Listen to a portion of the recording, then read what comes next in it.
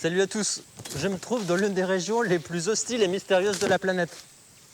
Il y a 500 ans, quand les marins portugais ils ont débarqué dans la région, ils ont appelé l'île l'île des mauvaises gens. Parce qu'ils s'entretuaient tous à coups de haches et de flèches.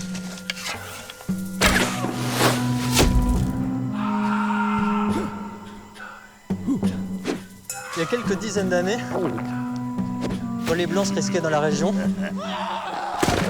il manquait de finir dans la marmite. Impossible pour moi de faire le voyage seul. Pour traverser le pays d'est en ouest, je vais avoir besoin d'une quinzaine de porteurs qui tenteront de me guider à travers la montagne et la forêt. On affrontera ensemble les serpents et la malaria pour vous faire rencontrer deux peuples liés à l'itinérance, les Huna et les Korowe. Allez, c'est parti. Ça fait un peu colonialiste quand même, la config. Et si jamais tu portes un sac, ils te détruisent. Hein. Parce que ça fait un gars en moins qui travaille. Par contre, c'est discussion à outrance. Hein. C'est un peu la tristesse du coin, c'est que Beba, c'est indonésien. Et les Indonésiens, c'est eux qui maîtrisent un peu le business dans le coin. Et les Papous, bah eux, ils portent. Et c'est vraiment cliché encore la Papouasie. Hein. Rajoute à ça les missionnaires qui sont blancs et les Chinois qui font du commerce. Et puis quelques autres blancs qui font la recherche de pétrole et d'or. Et ça y est, t'es en plein Far West. Et l'autre avec son arc et ses flèches, quoi. T'hallucines. Au cas où on verrait un gibier sur la route. C'est pas folklore, hein. C'est pour de vrai. On y va. C'est parti, Bébas. You're happy? T'es heureux? Ouais, tout le monde est content. Si tout le monde est heureux, alors moi aussi.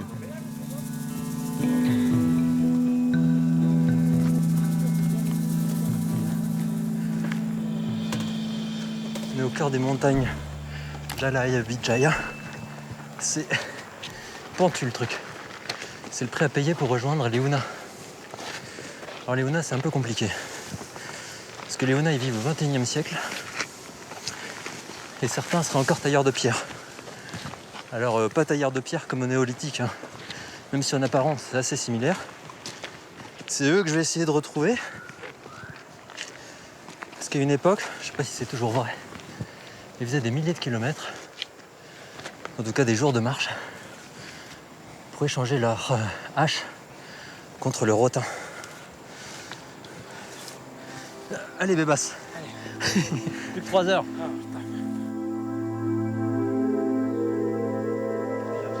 Bon, là, c'est encore un peu le bordel. Parce qu'il faut que tout le monde se regroupe. Il y a les gamins qui suivent jusqu'à la sortie du village. Et puis, il y en a qui sont supposés être là, parce que normalement, on est 14 porteurs. Il y en a qui ont disparu déjà. Ils sont partis chercher quelques patates douces pour la route. Ça va se former progressivement. J'ai du mal avec mes chaussures, elles sont pieds nus. Il faut d'abord qu'on descende jusqu'à la rivière. Ah ouais? Ouais, c'est plutôt pentu.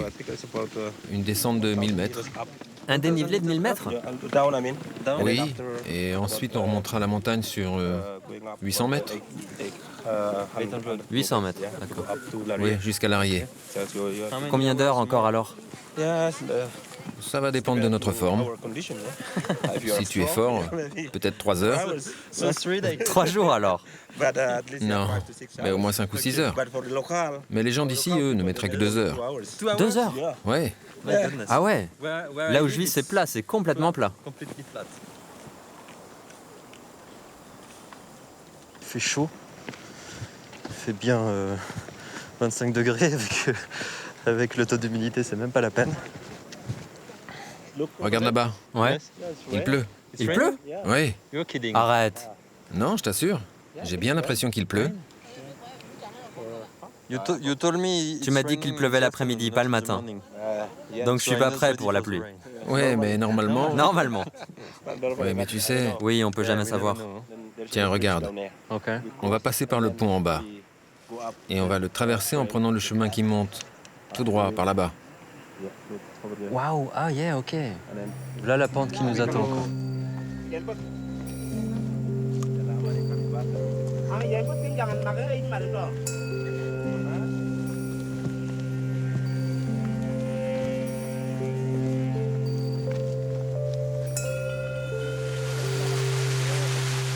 je comprends mieux pourquoi on est parti sans eau, quoi. Je me disais aussi, les gars ils boivent pas, bah si, ils boivent en route. Ouais, je vais être rendu au même régime, moi. Bon, je vais passer mon tour ce coup-ci, je crois.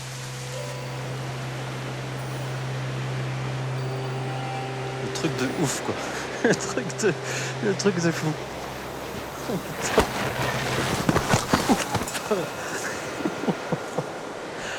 Oh la tuerie. Faut être barré, hein. C'est tout l'inverse de nos chemins français, en fait. Parce qu'ici, la logique, c'est celle de la ligne droite. Le plus rapide, c'est forcément le plus court. Je suis pas tout à fait d'accord avec ça, moi.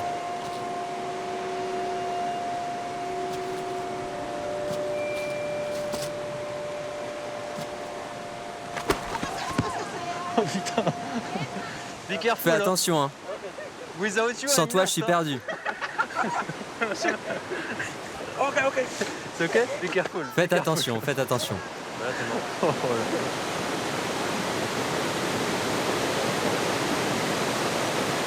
Ouais, le seul signe de modernité, c'est des câbles qui ont été tirés par un hélicoptère parce qu'ils en avaient marre qu'il y ait des gens qui meurent en traversant le pont. Par contre, le deal, c'est d'y aller un par un. Oh, tu sais que le câble en fer, c'est ta seule sécurité, en fait.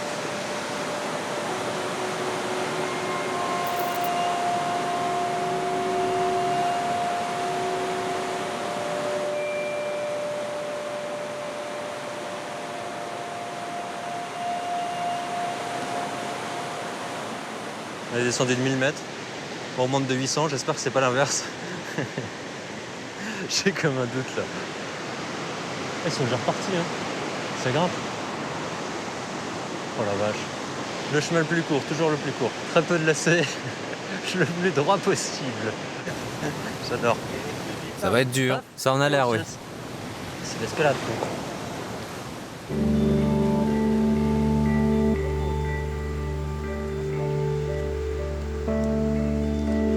Absolument regarder où tu marches.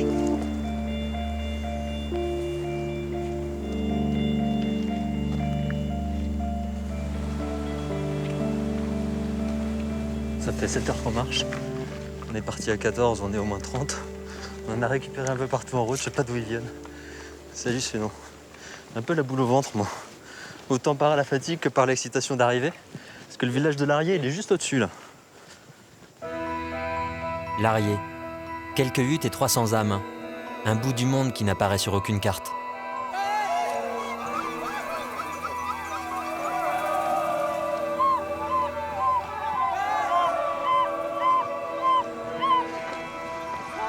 Ça sent l'arrivée. Ça sent l'accueil.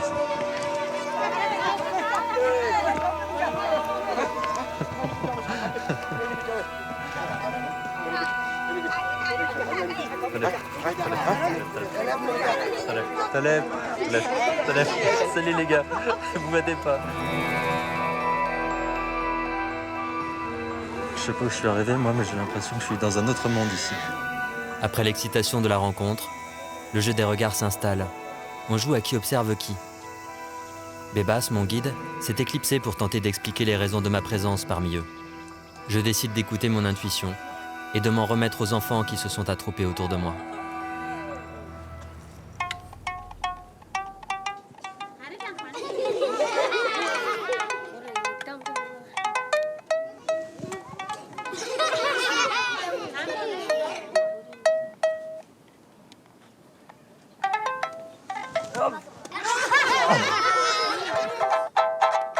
Alors les gars, oh là là, attention, l'échange dure longtemps.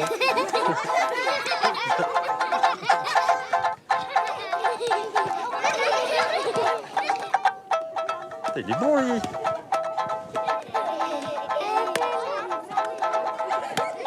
Et un formidable smash.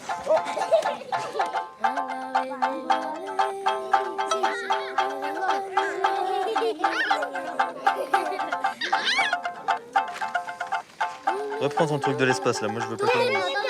Vas-y, prends. Non. Oh bah il y a une corde qui a pété. J'essaie de faire comme toi. Vas-y. Non, laisse tomber, j'ai pas des pieds qui ressemblent à des mains, moi.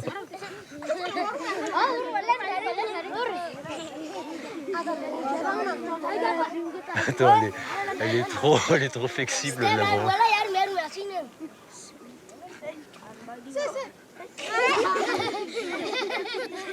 C'est un truc de fou, quoi. Déjà, si petite, ils parlent, ils s'entraînent aux arbres, alors tu m'étonnes qu'après, ils grimpent à 30 mètres, quoi.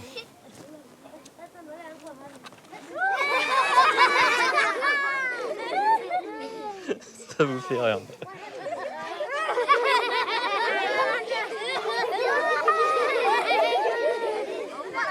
Salut les gars.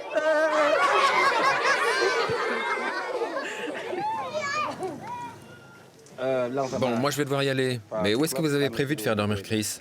À l'église, non. Oui, les premières nuits à l'église. Après, on verra. C'est un peu plus haut par là-bas. Parfait. Merci pour lui. Il sera bien là-bas, t'inquiète pas. Hé, Bébas, si ça se passe bien avec lui, on verra ce qu'on fait ensuite. Il passera peut-être la nuit chez Béra, l'un des nôtres. Tu vas dormir à l'église.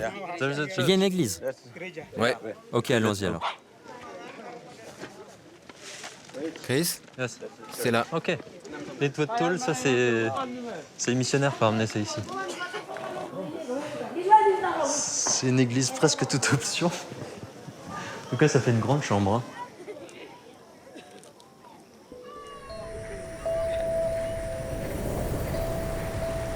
Pour ne pas brusquer les choses, je décide de m'en remettre aux cieux et aux nuages. À l'Arié, tous les jours, en milieu d'après-midi, la pluie tombe avec la nuit. Ici, on dit que le ciel pleure pour faire rire la terre, et que seuls les rires et le temps permettent de souffler les différences.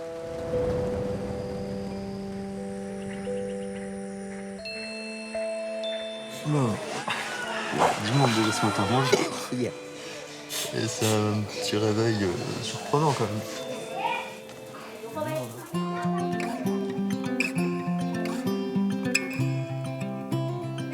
À 6h du matin, tout le monde se lève pour partir du village, c'est une vraie désertion. Et nous, on va en direction de la rivière Hay, dans le bas de la vallée, à une bonne heure de descente de là, pour tailler les pierres. On n'est pas au néolithique, hein. Ils connaissent le faire. Mais Hook, qui est en tête du convoi, le plus vieux, le plus sage, eh bien, c'est tout ce qu'il sait faire encore, tailler des pierres. Oh, putain. C'est bon, c'est bon. Merci, papy. Mais je vais te faire tomber si jamais je donne la main, parce que j'en ai besoin. Ok, c'est bon, c'est bon. Oh là là là là. Oh, le délire. C'est bon, avance, t'inquiète. Ah ouais, c'est bon. Des fois que je te fasse tomber.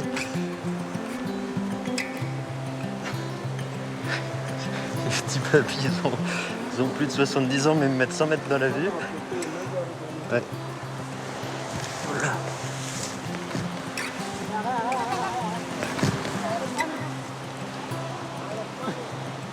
Ok, on est arrivé. Je vais aller là-bas, moi, je crois. C'est injouable, les gars, on va crever. Ok. Gracias, muchas gracias, merci.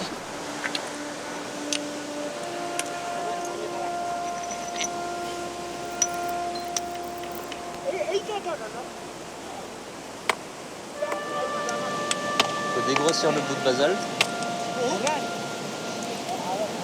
En espérant que ça te fasse une lamelle assez grosse que tu puisses travailler après. Au départ, faut taper au bon endroit.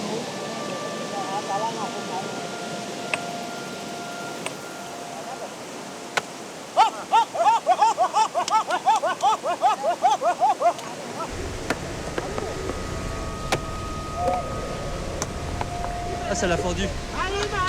Ça l'a fendu. Hook, pourquoi vous faites tout le temps Ah ben en fait, c'est très difficile de faire sauter un éclat. Donc quand on y arrive, on est content et on fait ah ah ah pour montrer qu'on est content.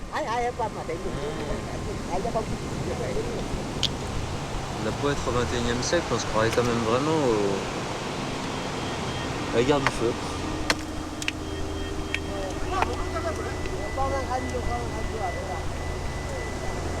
C'est vraiment un boulot de fou parce qu'en fait on part du bloc de départ, de la grosse pierre, parce que c'est au niveau de la veine centrale de la pierre, là où le roc est le plus fort, qu'on va réussir à récupérer la base de travail qui va servir à fabriquer la hache ou l'herminette.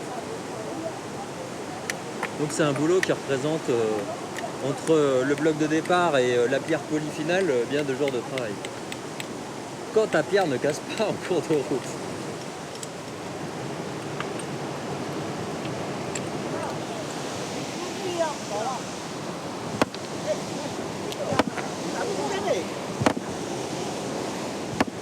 Attends, il faut que tu tapes davantage de ce côté. Tu vois?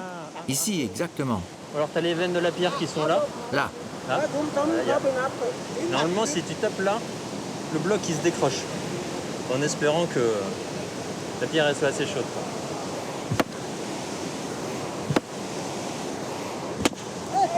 Attention, reculer, il est dangereux.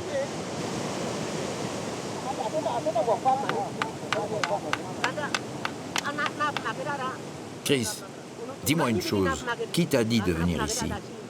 Est-ce que ce sont les arbres qui t'ont demandé de venir? Est-ce que c'est l'herbe? Est-ce que c'est l'esprit des pierres qui t'a demandé de venir? C'est juste parce que j'ai entendu dire que il y avait encore un village en Papouasie où on faisait encore la taille des pierres. J'étais curieux de vraiment savoir ce qu'il en était encore. Bon, je vais te dire. Il y a 2 types de pierres que nous ont donné les dieux. Celle-là et celle-là. Ça, c'est vraiment des percuteurs, tu vois, c'est rond et solide. Tandis que ça, c'est notre matière première. C'est là-dedans qu'on va tailler la pierre. Et en fonction du morceau que je veux faire sauter, eh bien, tu vois, j'en ai plusieurs types. J'en ai une comme ça, qui est plutôt fine, et une comme ça, qui est plutôt grossière. Chaque pierre a sa raison d'exister. Tu pourrais aller marcher à quelques jours d'ici, tomber en ville et puis trouver une hache en fer. Pourquoi tu continues à le faire en pierre? Et bien sûr que je sais que le fer existe. Je sais même qu'à l'extérieur de chez nous, on fabrique des haches avec le fer. Tu sais, de nos jours, les missionnaires viennent chez nous en avion et les objets circulent plus facilement qu'autrefois. Je continue à le faire parce que tu vois, les avions, je les vois juste passer. Et j'ai besoin de travailler. Et les pierres, je peux les vendre. Elles partent dans les montagnes, à l'est, à l'ouest, au sud. Mon père m'a appris à travailler et moi, j'ai essayé de l'inculquer à mes propres enfants. Mais moi, mes enfants, à vrai dire, c'est compliqué. Ils veulent faire autre chose. Ils vont en ville, ils voyagent maintenant. Pas pour échanger les pierres contre le rotin, mais plutôt pour aller voir ailleurs ce qui s'y passe et tenter de trouver du travail à des jours et des jours de marche d'ici.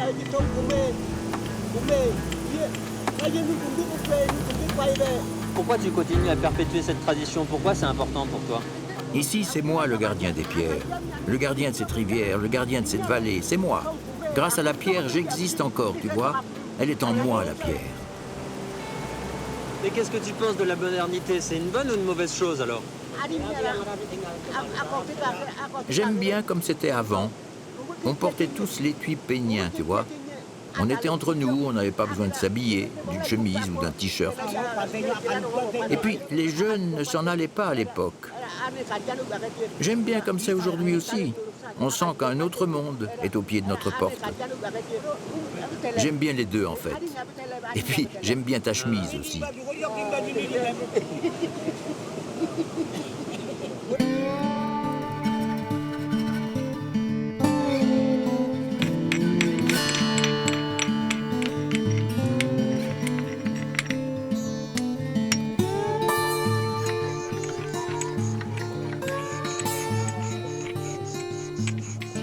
Chris, tout à l'heure à la rivière, tu parlais de modernité. Dis-moi une chose. Je n'en ai jamais vu, mais j'ai entendu dire que d'où tu viens, il y a des voitures. Moi, je taille des pierres. Je suis capable d'en faire de toutes les tailles, des petites et des grandes. Ici, ça me permet d'avoir des cochons et des femmes. Mais on m'a dit qu'à l'extérieur, si j'en faisais suffisamment, je pourrais m'acheter une voiture. Est-ce que tu penses qu'il y en a assez, là? Qu'est-ce que t'en dis? Elles sont assez jolies pour que je les échange contre une voiture ou une mobilette?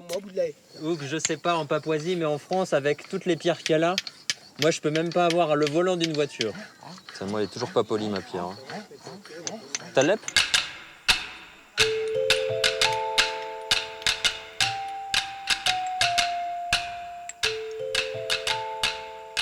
Chez Léona, dorénavant, on rêve de voiture.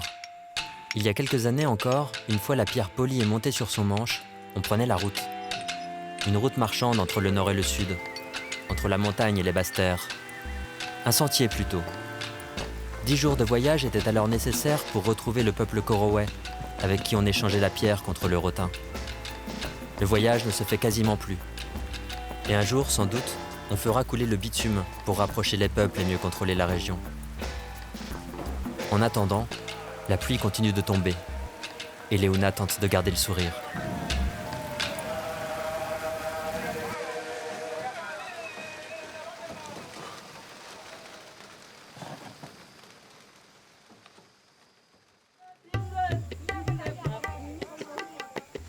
Là, on va essayer de construire un pigeonnier parce que c'est le début de l'ouverture de la saison des pigeons. Et avec la déforestation, l'augmentation de la population, même dans les montagnes, eh ben, on est obligé d'aller de plus en plus loin pour rejoindre la forêt. Ça se passe à 1 heure de marche d'ici.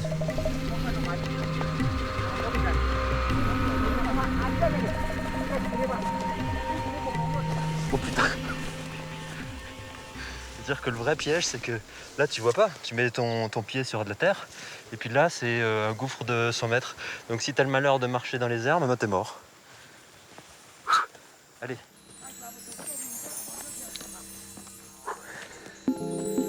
Voyons, comme un funambule. Ok. En 2 secondes, le décor il change complètement, quoi. Une fois que tu arrives dans la forêt, c'est ce qu'on appelle la forêt des brumes. Des espèces d'étages de végétation qui poussent les uns sur les autres, tellement c'est humide. C'est en gros l'endroit où on récupère les lianes. Alors là, ils viennent couper le bout. Et avec ça, on va pouvoir construire le pigeonnier.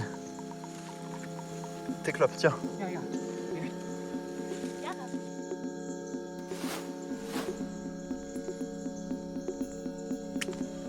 Ah ouais, délire. Regarde, c'est un verre. Ça, c'est la tête. T'enlèves la tête? Oui, et ça, c'est la queue, ça. Vas-y, mange. Ah non, on le garde pour un midi. Hein. Ah oui, mets ça dans une feuille. Allez hop, je te conserve le truc. Et allez hop, dans le sac. Hallucinant. La fougère, ça sert vraiment de film plastique ou de papier aluminium ici. Génial. Tiens. Il faut qu'on en prenne plus parce qu'on n'est pas sûr de trouver des pigeons là-haut. Si on ramasse pas non plus de champignons, on ne mangera rien du tout. Moi, je suis pas sûr d'attraper des pigeons si t'es là.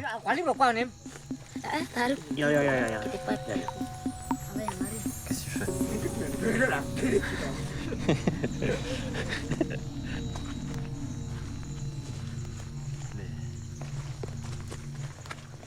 Ah ouais, on arrive là. Ok. On va en haut de cet arbre. Mais d'abord, on se fait un feu pour manger un peu. Et une fois le ventre plein, on grimpera pour fabriquer le pigeonnier. Tiens, Chris, pose ça là. Ça commence à venir. Délire.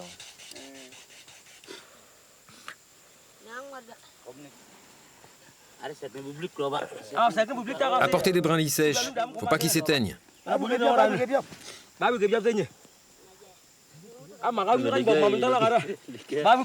gars, ils ont des briquets, mais il n'y a plus de gaz dedans, quoi. J'hallucine. On est vraiment dans un autre monde. Je vous le dis, moi. Excellent. C'est parti.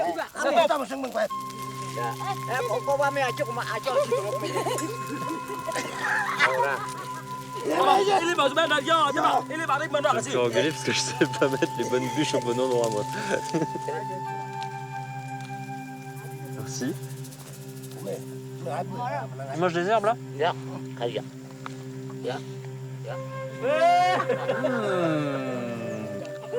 Fougères, champignons, épinards, igname. C'est bon. Moi je monte pas là-haut. Hein. C'est des arbres tout pourris en plus, les trucs, même pas la peine quoi.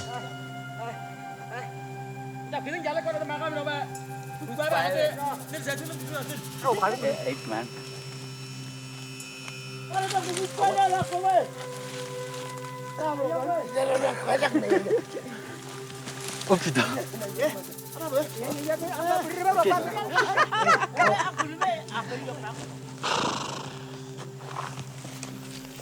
Ah ouais, j'ai oublié de vous dire les gars, j'ai le vertige. Non mais... Mais l'arbre il est au-dessus du vide. En dessous, je sais pas, il y a 30 mètres quoi. Qu'est-ce que je suis venu faire ici de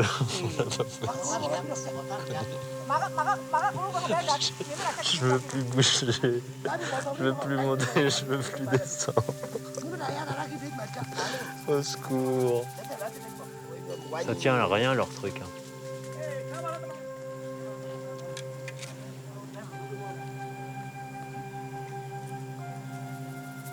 C'est des barjots les gars.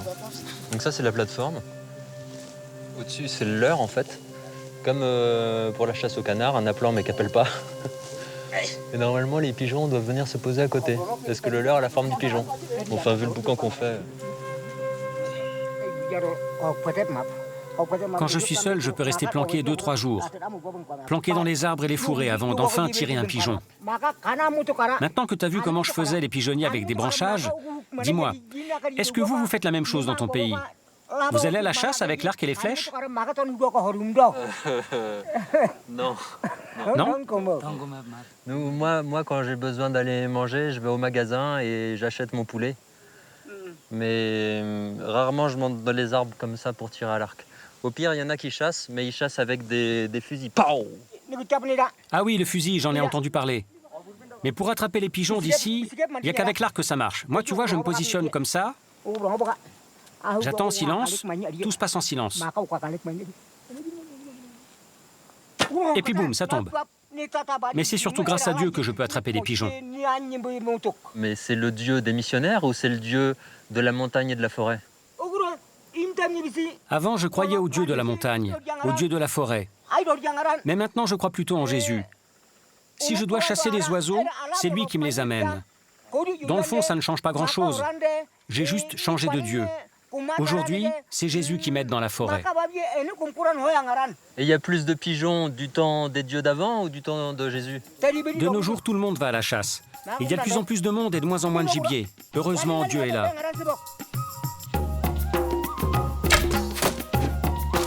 Les Huna ont laissé tomber leur Dieu pour s'en remettre à Jésus. Dorénavant, les pigeons ont une âme et se réincarnent en colombes. Ainsi soit-il.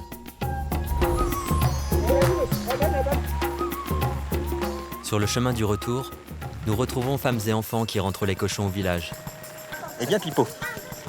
Il m'indique la direction de la famille de Béra, qui a prévu de m'héberger pour une nuit dans sa hutte.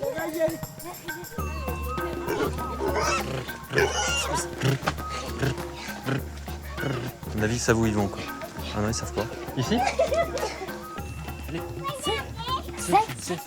Rentre, sois le bienvenu. Hey, Vera. Voilà, mais c'est que... C'est compliqué. Aïe, oh.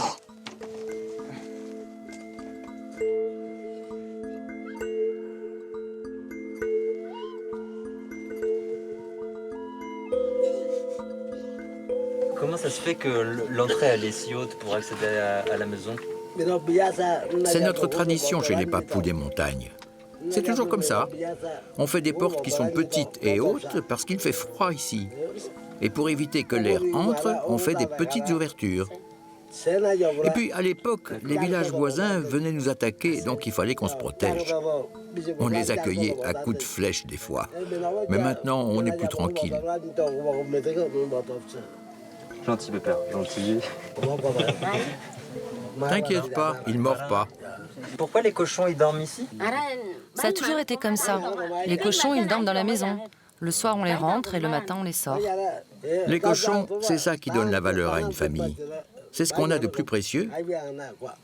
Nous, les femmes, c'est notre travail, les cochons. C'est nous qui devons les rentrer le soir et c'est nous qui devons les sortir le matin. Les cochons ne peuvent pas habiter dans la case des hommes, uniquement dans celle des femmes. Ça a toujours été comme ça depuis les anciens temps.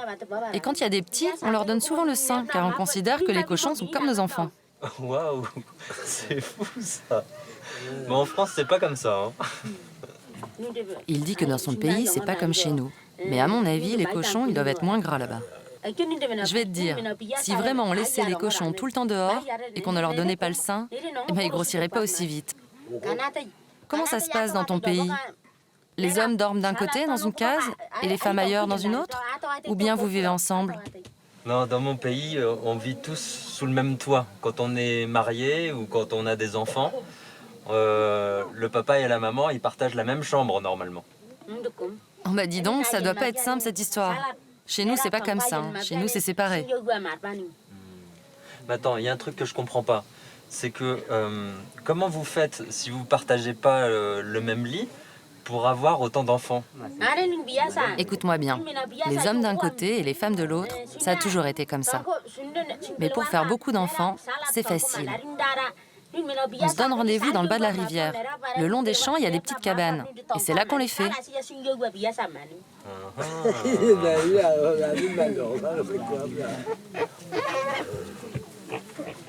Je commence à être vieux, moi, et fatigué.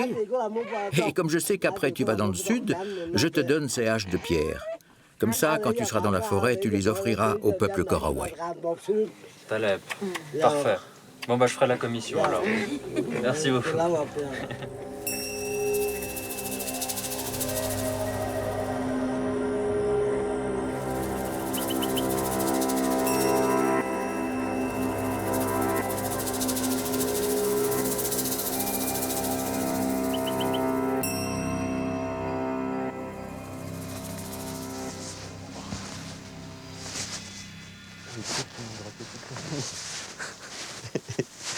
En fait, on se rend pas compte, mais le terrain n'est pas plat.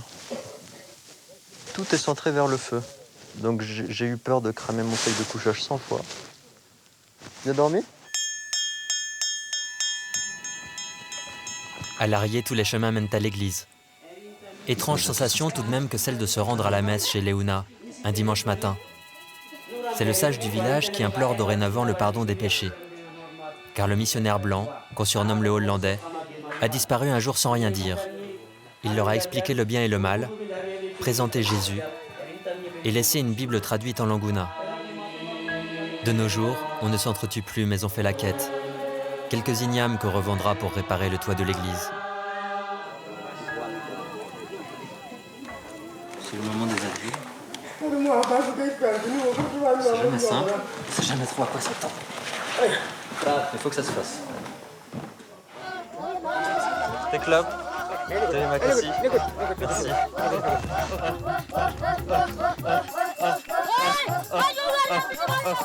Pour rejoindre le sud et les nomades qui vivent dans les arbres, je dois d'abord passer par Langda, une piste d'herbe où se posent parfois les pilotes de mission. Avec la religion, les missionnaires ont apporté les avions, outil essentiel au développement économique et spirituel. Les avions rapprochent du ciel, mais il faut prier fort pour qu'ils viennent.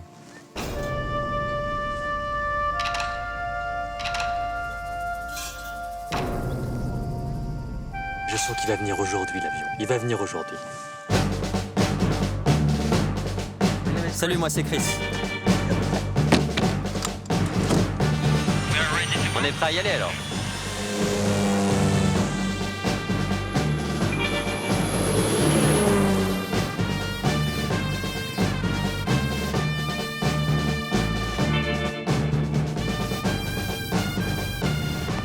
Pourquoi tu as décidé de venir ici?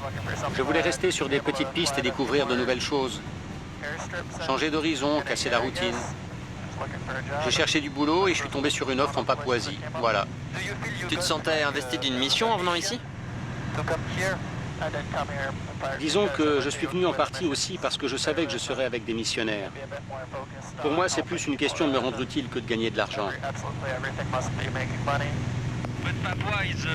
Mais la Papouasie, c'est pas un endroit comme les autres, ça doit être chaud, non? Oui. Il n'y a pas très longtemps, une tribu s'est mise en colère.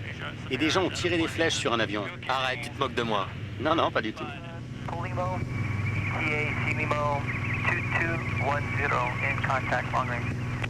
C'est dangereux pour les pilotes? Oui, ici, tu vois, en Papouasie, il y a beaucoup de petites pistes. Et parfois, il y a des accidents? Oui, les crashs arrivent par vagues. Les deux caravanes, c'était en novembre, je crois. Le H50 en décembre. On est à un crash par mois en moyenne. C'est pas terrible. Cette année, on n'a pas eu d'accident encore. Mais bon, c'est vrai qu'on n'est qu'en avril. Donc statistiquement, on est les prochains. Non, je pense pas.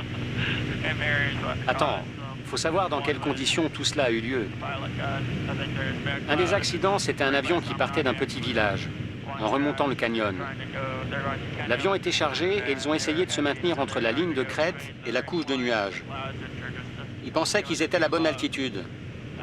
Mais seulement à cet endroit, il y a 2 cols qui se ressemblent. Et le deuxième est plus haut d'une centaine de mètres. Quand ils s'en sont rendus compte, c'était trop tard. Si je peux me permettre, on va droit sur la montagne, non? Non, c'est parce qu'il y a un orage au-dessus.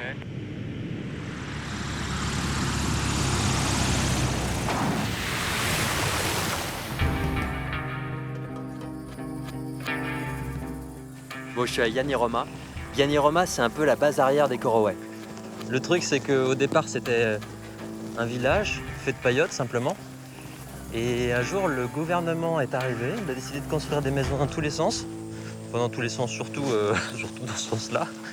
L'objectif de sédentariser les nomades. Sauf que les Korowe sont restés plus ou moins dans leurs arbres. Et qu'ils se moquent complètement de cet endroit. C'est bien désert. Et moi, il faut que j'essaye de trouver des porteurs.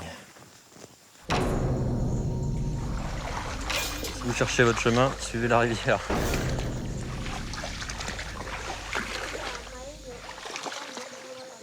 Ça sent le passage de rivière, ça. Ça sent la gamelle. Hop, allez.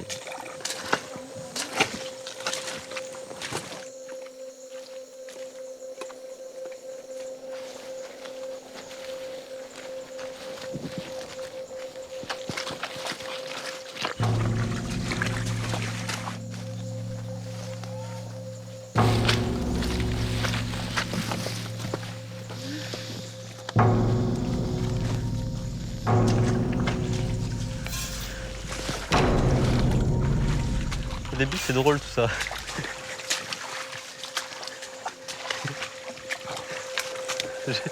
J'essaye de rester positif. Quoi, tout le monde n'est pas d'accord sur le chemin à suivre. Parce que par définition, les Korowe sont nomades, donc ils ont beau être 3000 éparpillés dans la forêt.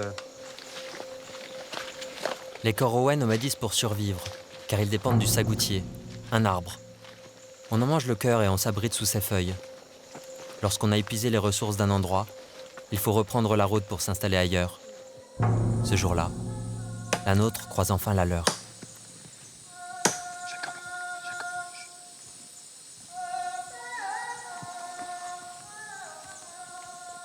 On arrive sur un terrain Korowe et c'est un signe de paix. Parce qu'il y a quelques années, quand tu chantais pas, c'est que tu venais voler quelque chose.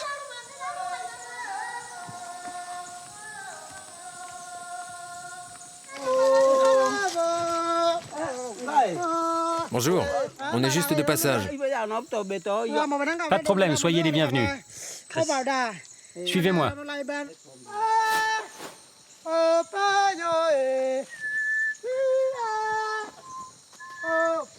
Ah ouais, ça c'est de la maison haute, quoi.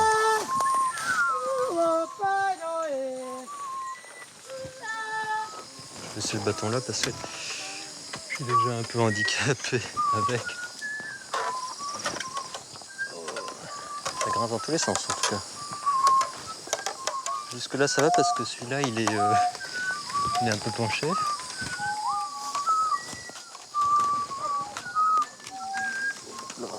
C'est le dernier échelon que je sais pas trop.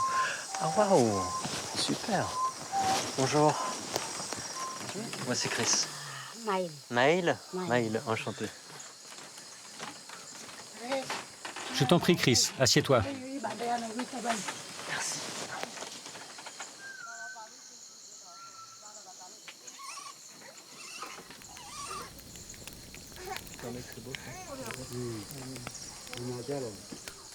C'est du sagou.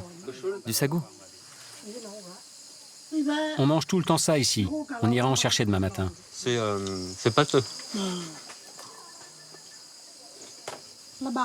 Dis-moi, qu'est-ce que tu es venu faire ici? Où est-ce que tu vas? Il faut que tu m'expliques parce que je ne sais rien de toi. Je sais pas pourquoi tu es là. En fait, ça fait un moment que j'entends parler des Korowe comme des gens qui vivent dans les arbres, dans des maisons hautes. Je voulais savoir si c'était possible de passer quelques jours avec toi, avec ta famille, pour partager un peu de temps avec vous. Bien sûr. Je serais ravi qu'on puisse partager un moment de vie ensemble. Comme ça, tu vas mieux me connaître et j'espère moi aussi mieux te connaître.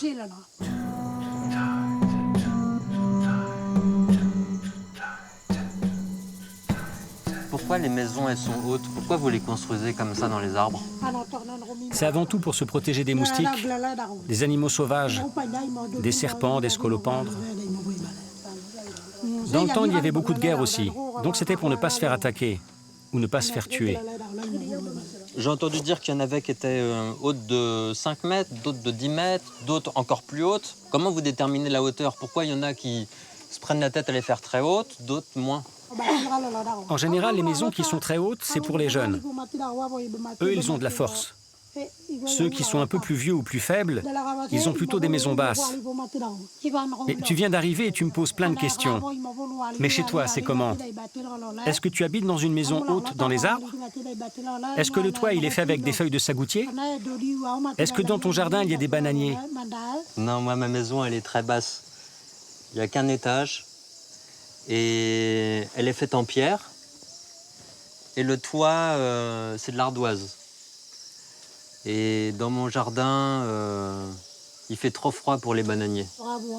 Quand t'as plus rien à manger, tu fais comme nous? Tu changes d'endroit? Quand il n'y a plus de pommes ou plus de châtaignes, je suis sédentaire. Je reste là, j'attends l'année suivante que ça repousse. C'est tout.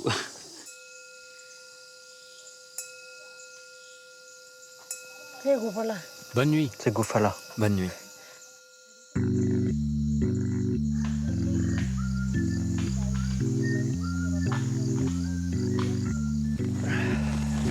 T'as dormi? Je voulais te dire, attends, j'ai un truc pour toi. Les Huna m'ont demandé de te donner ça. Parce que le voyage est un peu long pour eux. Et c'est pas un cadeau de ma part, hein. Je fais juste le messager, mais voilà, c'est pour toi. Ça, c'est sûr, je vais en faire bon usage. Ici, nous, on ne sait pas tailler les pierres. Il n'y a rien pour, il n'y a que des arbres et des moustiques.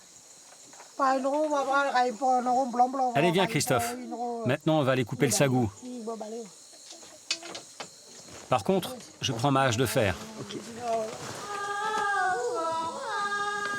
On mangera en route et on posera des nasses dans la rivière aussi.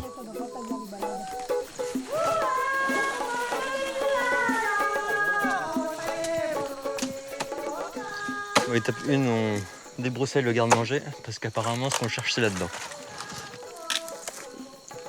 C'est quoi ça? Ah, c'est à l'intérieur.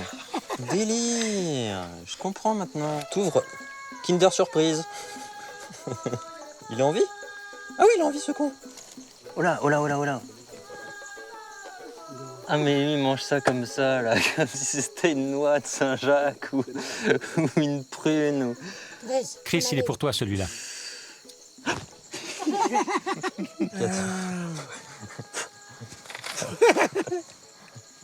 Ah, tu commences par la tête.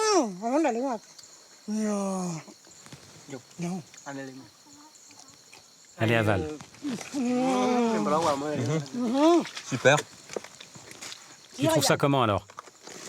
Ça a le goût de... je sais pas. De verre. C'est bon, hein?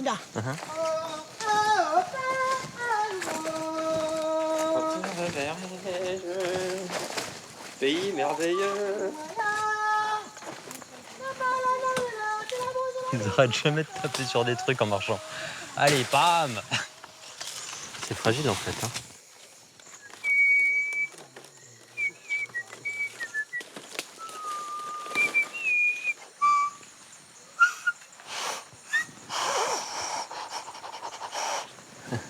Ça marche pas comme chez nous, ça.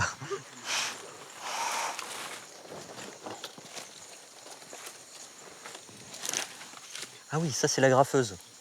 Génial. Que tu voudrais le faire avec des moyens modernes, que ça ne marcherait pas.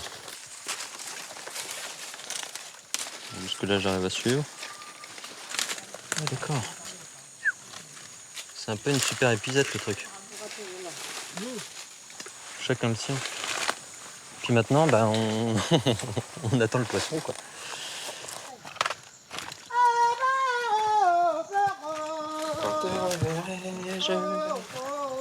Pays merveilleux. Sagou?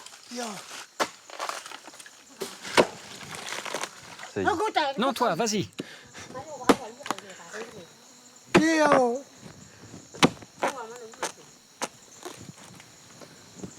Vous me dites quand c'est prêt à tomber, hein, parce que j'ai pas envie de me le prendre sur le coin du nez. Moi.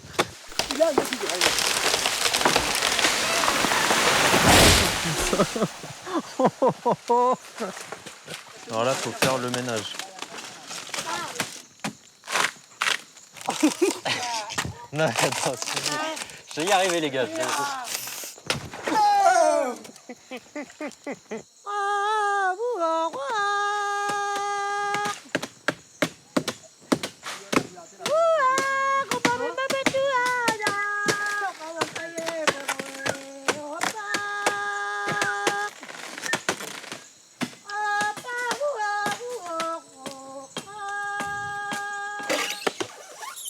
C'est vraiment le paradis du cafard, de l'araignée et de la sangsue ici. Dégage. Plus C'est vraiment tout d'utile dans ce foutu arbre. Le coup de la ficelle aussi. Ça, c'est un pied qui sert de main. Super méga pince à linge. Et on va mettre le sagou ici avec de l'eau. Ça a filtré à ce niveau-là. L'eau va descendre, imbiber du sagou. Et puis ça va continuer à s'écouler tranquillement et il va rester la pâte du sagou dans le fond. Et c'est ça qu'on va manger.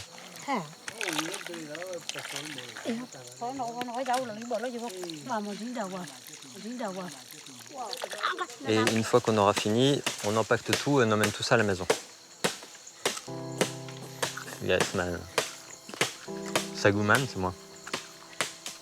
Chris, t'es déjà à moitié vieux, t'aurais pas envie de te trouver une femme? Je voyage trop, donc c'est compliqué. Est-ce que tu en as une à me proposer? Je sens qu'à ce petit jeu-là, je vais me faire avoir, moi. Il y en a bien une qui est célibataire, mais tu vas jamais te marier avec. Heureusement, ça sent la fin du voyage.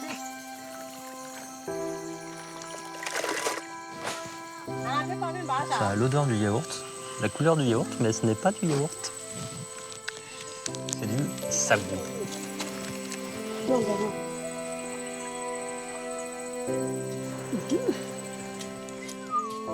L'eau est si concentrée en sagou qu'en à peine une heure, la pâte est formée. On en fera ensuite des boules qu'on cuira pour en manger la croûte. Le sagou devient alors l'énergie du nomade.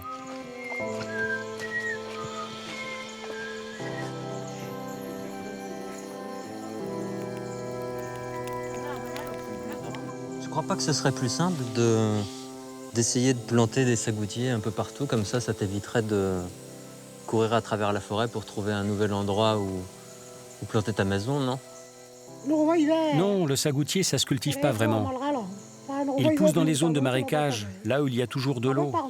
Alors qu'ici, c'est sec, parce que c'est un endroit un peu plus haut. Ici, on ne peut planter que des bananes. Donc nous, on est obligé de suivre le sagoutier et de changer de lieu d'habitation. T'aimes bien, toi, voyager comme ça? Oui, moi j'aime bien me promener dans la forêt. Aller trouver à manger, aller d'un endroit à un autre, d'une maison à l'autre, regarder et écouter la forêt. C'est mon monde, je suis heureux ici. Qu'est-ce qui a changé ces 20 dernières années dans la forêt pour les Korowais? Déjà, les vêtements sont en train d'arriver. Et puis, il y a de plus en plus de monde maintenant. C'était mieux avant ou c'est mieux maintenant? Avant, c'était vraiment mieux. Il y avait plus à manger. De nos jours, il faut chercher 3 fois plus. Il faut aller toujours plus loin pour trouver exactement la même chose qu'auparavant. Tu dis qu'avant c'était mieux, mais avant c'était la guerre, non? T'as raison. À l'époque, c'était compliqué, mais il y avait plus à manger. C'est vrai que les gens se mangeaient entre eux? Je vais te dire, il y a 50 ans, mes ancêtres t'auraient attrapé, ils t'auraient mangé, et on t'aurait jamais retrouvé.